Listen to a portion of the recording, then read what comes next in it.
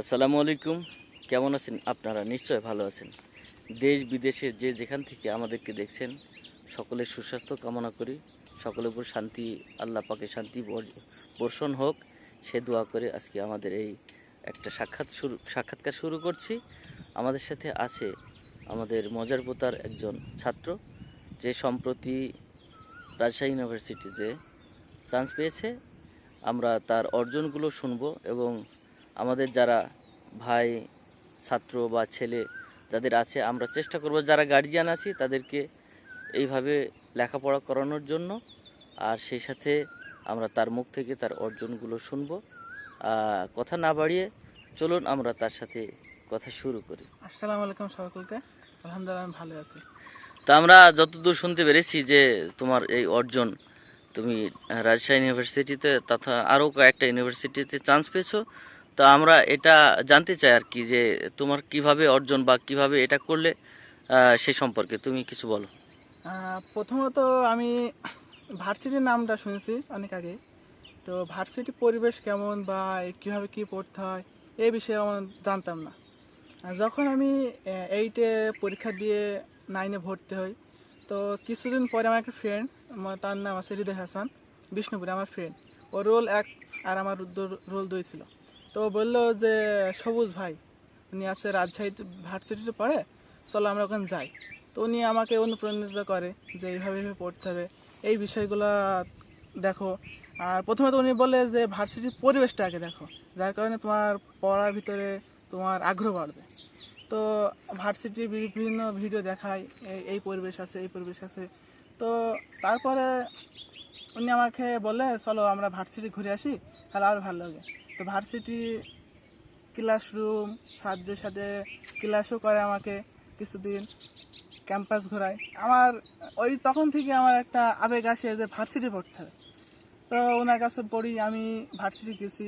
তারপরে 2 বছর পরে আমার এসএসসি পরীক্ষা, আবারও গেলাম রাজশাহীতে ঘুরতে। তো তখন আরও জাগলো যে আমার ভার্সিটিতে পড়তে হবে। তাহলে ভার্সিটি পড়তে হলে আমার কী করতে হবে? তো ভাইরা পরামর্শ দিল, ওই ভাই ছিল, আরও 2টা ভাই ছিল। আরেকটা ভাইয়ের নাম মুস্তাফিজুর রহমান, ডাকনাম মিথুন, আমাদের বিষ্ণুপুর গ্রামে। আরেকটা ভাই আমার চাচা হয়, মমতাজ চাচা, উনি বিষ্ণুপুরে। তো সবাই মিলে পরামর্শ দিল যে ভার্সিটিতে পড়তে হয়, তাহলে তোমাকে ইন্টার লাইফে 2 বছর তোমাকে কন্টিনিউ করতে হবে, তাহলে তোমার আছে ভার্সিটি স্বপ্নটা পূরণ হবে। কারণ 3 মাস পরে ভার্সিটির পড়াগুলো সম্পূর্ণ পূরণ হয় না। তখন থেকে আমি ভার্সিটির পড়াগুলো কন্টিনিউ করতে থাকি। আমার কলেজ ছিল মূলত দর্শনা সরকারি কলেজ। আমি দর্শনা সরকারি কলেজের শ্রদ্ধেয় স্যার মেহেদি হাসান স্যারের কাছে পড়তাম। তো আমি 3 মাস পর থেকে স্যারের কাছে পড়া শুরু করি। তিনি আমাকে প্রথমত বাংলা বইগুলা পড়াতো, গ্রামার পড়াতো, ইংরাজি গ্রামার পড়াতো, বাংলাদেশ আন্তর্জাতিক MP3 বইটা পড়াতো। স্যার বললে এগুলো পড়লে হবে। ওটা কি এমসিকিউ জাতীয়? জি, ভার্সিটি মানে শর্ট প্রশ্ন যেটা। হ্যাঁ, ভার্সিটি প্রশ্ন মূলত শর্ট প্রশ্ন হয়। আর ঢাকাতে মূলত রিটেন থাকে, সো ঢাকাতে আছে। আর বিউপি নামে একটা ভার্সিটি আছে, যেখানে সম্পূর্ণ প্রশ্ন ইংরেজিতে হয়। টোটাল ইংরেজি? টোটাল ইংরেজিতে, শুধু জাস্ট বাংলারা বাংলা প্রশ্ন হবে। বাংলা যে বাংলা রিলেটেড সেগুলো বাংলায়? বাংলা মানে আন্তর্জাতিক সাধারণ জ্ঞানগুলো ইংরেজিতে হবে, কিন্তু বাংলা প্রশ্ন বাংলা হবে। তো স্যার বললে এগুলো পড়ো। আর সব থেকে উনি স্যার বেশি বললো যে প্রশ্ন ব্যাংকটা পড়ো, কারণ এক এক ভার্সিটির প্রশ্ন এক এক রকম। যার কারণে তুমি প্রশ্নগুলো অ্যানালাইসিস করলে তুমি বুঝতে পারবা যে কোন টপিক থেকে কোন প্রশ্নগুলো আসছে। তো আমরা এইভাবে প্রশ্ন ব্যাংক পড়ি। স্যার প্রথমত ঢাকা প্রশ্ন ব্যাংক নেয়, রাজশাহীতে কিনায়, চট্টগ্রামে কিনায়। তো স্যার বললো যে বিভিন্ন কোম্পানি প্রকাশনী বিভিন্ন প্রশ্ন ব্যাংক বের করে, সব থেকে ভালো হবে পানকড়ি নামে একটা প্রশ্ন ব্যাংক তৈরি করলে। তো আমরা প্রশ্ন ব্যাংকটা পড়ি। তখন দেখতে পেলাম স্যার একটা জিনিস বলছিল, তুমি প্রশ্ন ব্যাংক পড়লে বুঝতে পারবা তুমি কোন টপিকটা আসছে, সেগুলো তুমি মার্ক করবা। তো প্রশ্ন ব্যাংক পড়তে পড়তে মনে হলে এগুলো বেশি আসছে, এগুলো বেশি পড়ি, এগুলো কম আসছে, এগুলো একটু কম পড়ি। কিছু কিছু টপিক আসে না, সেগুলো পড়তে হবে, যদি এসে যায় তো সেগুলো আমরা পড়ে রাখি। আর তারপরে আমাদের এভাবে চলতে থাকে, দিয়ে এক্সাম হয়। আমরা শুরু করি স্যারের কাছে এক্সাম।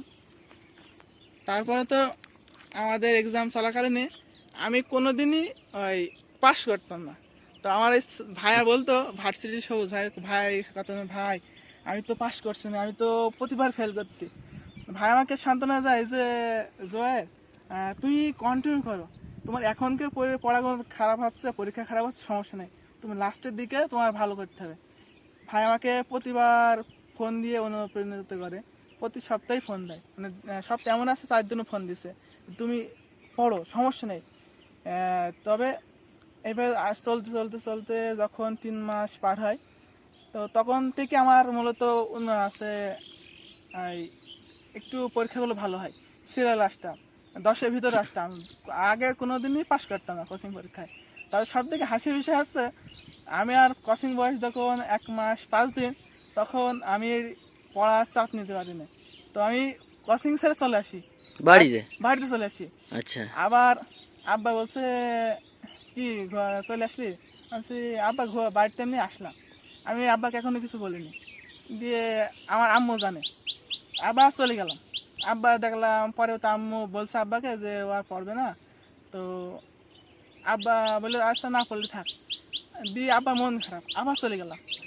পরের দিন আবার সকালবেলা চলে এসেছি, আমি আর পড়বই না, কিছু বই গুছিয়ে নিয়ে চলে এসেছি। দিয়ে বলছে আব্বা বললো কালকে থেকে তো যাইতে পারতে, আজকে আবার আলে কী কারণে? আমার ভাইয়া হঠাৎ বলে ও আর পড়বে না, ওই ওই ডিসিশন নিয়ে এসছে। আব্বা দেখলাম মন খারাপ, মানে আব্বা বললো আচ্ছা না পড়ে তাহলে চলে আসুক। আমার কাছে মনে হলো যে আব্বা মন খারাপ, কষ্ট করে বললো যে আমি আর ছেলে পড়তে পারছে না, চলে আসুক। ওই দিনকে দেখলাম যাই হয় হোক, আমি 3 মাস, এই বাকি 3 মাস ছিল আমাদের, আছে কেবল 1 মাস কোচিং রানি। ওই দিনকে নিয়ত করছি যা হবে কপালে লেখা যেটা থাকবে সেটাই হবে, লক্ষ্য আমার স্থির, আমার ভার্সিটি চান্স পাইতে হবে। কারণ আব্বা যখন রাগ করে বললো বা মন খারাপ করে বললো, আমার আব্বার স্বপ্ন পূরণ করতে হবে। ওই দিনকে নিয়ত করলাম যে আমি ভার্সিটি চান্স পাবোই, না পাওয়া পর্যন্ত এ হাল ছাড়বো না। গেলাম, গিয়ে শুরু করলাম ইনশাল্লাহ। ঢাকায় পরীক্ষা দিলাম, ঢাকাতে আমার একটু খারাপ হয়েছিল যার কারণে হয়নি। রাজশাহী পরীক্ষা দিলাম, রাজশাহীতে বাণিজ্য বিভাগে আমার পজিশন 77। তারপরের দিন চট্টগ্রাম পরীক্ষা দিলাম, ইনশাল্লাহ সেটাও ভালো হয়েছে, ওখানে আমার পজিশন 978। তো সব মিলে আলহামদুলিল্লাহ অনেক খুশি।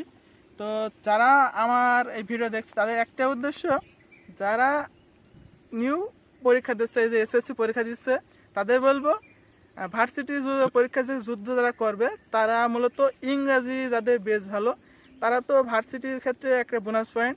আর তার পাশাপাশি বাংলা গ্রামার বেসটা ভালো করা লাগবে, কারণ বাংলা গ্রামার থেকেও অর্ধেক অর্ধেক প্রশ্ন হয়, আছে সাহিত্য থেকে অর্ধেক প্রশ্ন হয়, গ্রামার থেকে অর্ধেক প্রশ্ন হয়।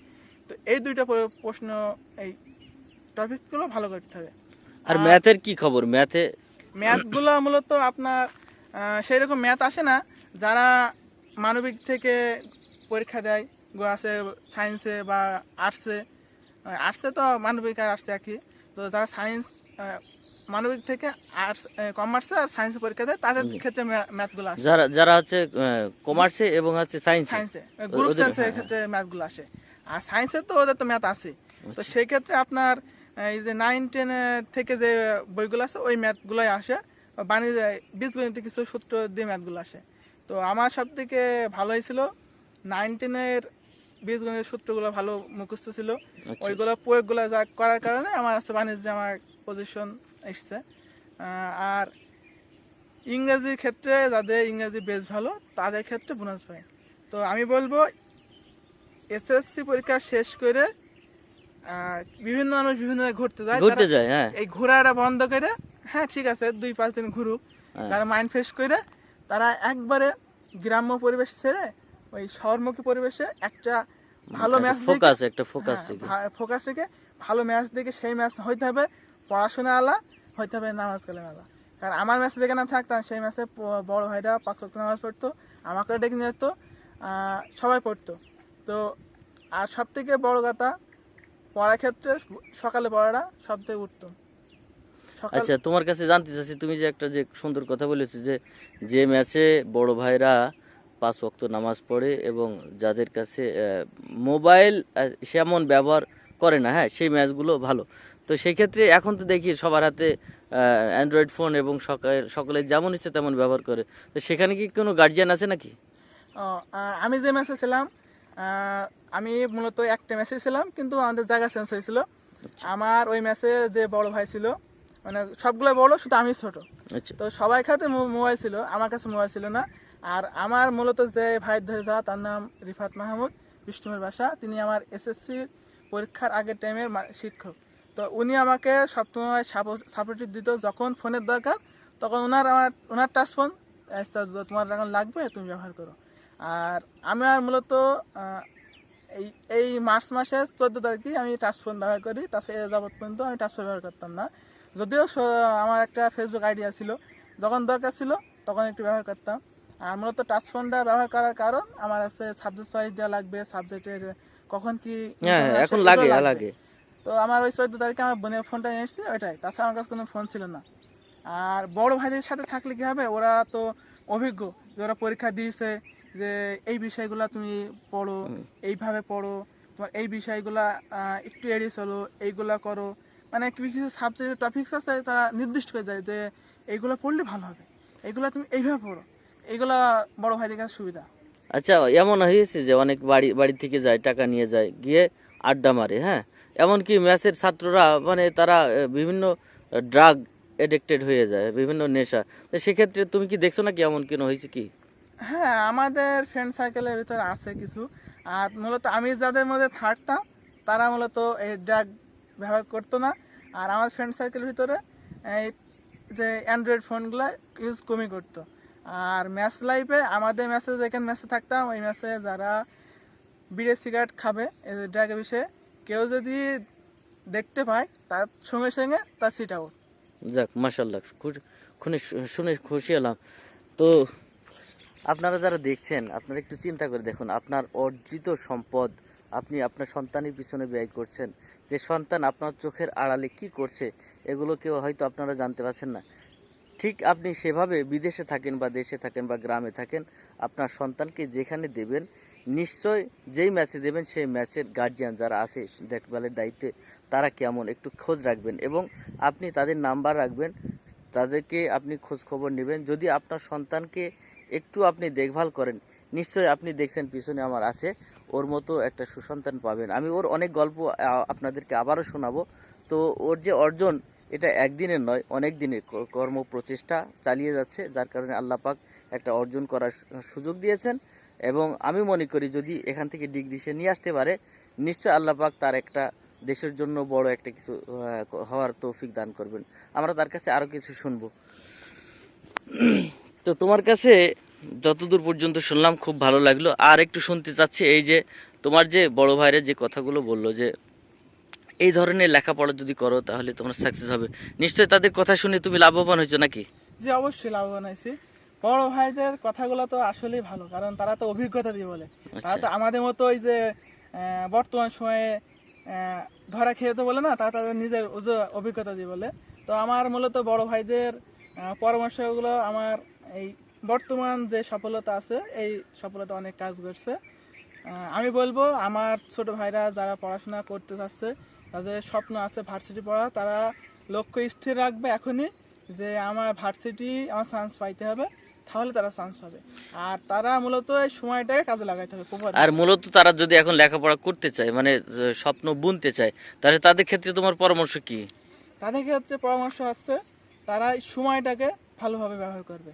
তারা এই যে আপনার ভার্সিটি চান্স পেয়ে গেলে, আমার মতো তো 3 মাস 4 মাস অ্যাভেলেবল সময় পাবে, ভার্সিটি গিয়েও তো সময় পাবে।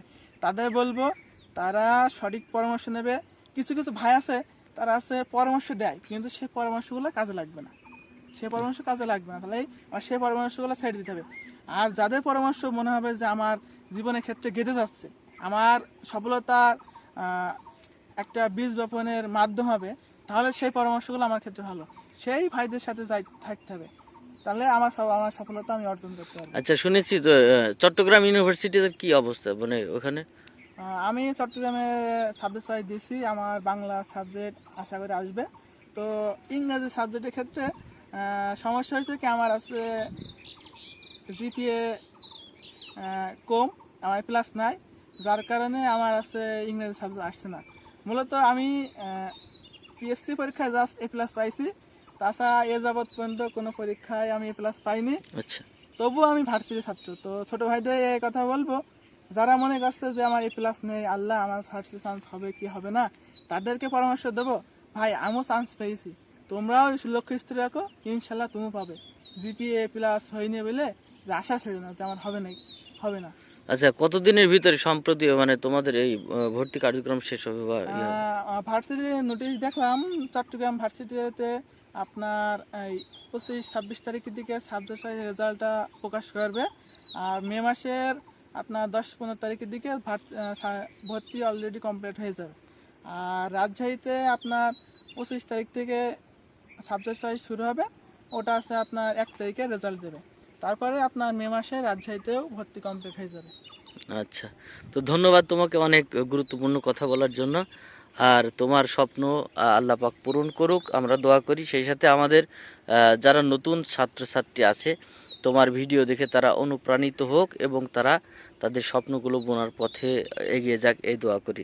ঠিক আছে, তো আপনারা যারা দেখলেন, এর নাম হুসাইন, এর জন্য দোয়া করবেন, এরা যেন দেশের একটা বড় কিছু হয়ে দেশকে সেবা করতে পারে। আর সেই সাথে আপনাদের সন্তান যারা আছে তাদেরকে এখন থেকে আপনারা একটা গাইডের ভিতরে লেখাপড়া করান, যদি করাতে পারেন তাহলে নিশ্চয় তারা দেশের জন্য একটা বড় কিছু হবে। আল্লাহ পাক আমাদের সবাইকে, আমাদের সন্তানগুলোকে সুশিক্ষিত করুক এবং দেশের জন্য বড় কিছু হয়ে দেশের সেবা করার তৌফিক দান করুক। এই পর্যন্ত আপনাদের সাথে আছি, পরবর্তীতে ও ইউনিভার্সিটিতে ভর্তি হয়ে আসুক, তারপরে আবার ওর সাথে কথা হবে। আপনারা ভালো থাকুন, সুস্থ থাকুন। এই পর্যন্ত শেষ করছি। আসসালামু আলাইকুম।